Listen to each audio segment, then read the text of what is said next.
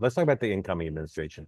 There's very little leaking about what's actually going to happen. We know there are going to be a lot of executive orders. We hear there are going to be J6 pardons, but there's very little leaking, unauthorized leaking, and there's very little setting the table for what's going to happen. So, Sean, is that because they don't know yet because they're still scrambling? Is it because by design they want it all to be a surprise? Why do we know so little about what next week is going to look like?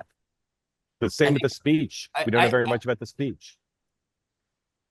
So I will tell you, just again, without getting like, I either think Monday's going to go really, really well, meaning that I know that there have been discussions about planning and whatever. I don't, whether they execute them efficiently, obviously is something that we'll have to see.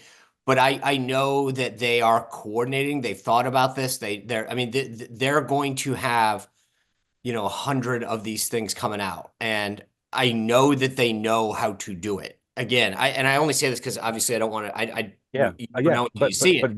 But what's the strategy? What's the strategy behind not previewing stuff? Are they ever going to preview it, or are they just going to do it? Shock and awe.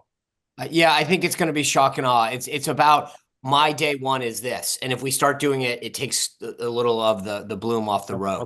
Okay. So I also suspect it's that if they don't want the opponent and the media and everyone to ready those stored, like obviously J6 they know, like immigration they know, but it is the surprise, the flood the zone, and just MAGA's going to go bonkers of like excitement. This is action versus, the Joe Biden, drooling in his soup. And you, the enemy, cannot, go ahead and pick one because there's 100 others that are going to swamp you.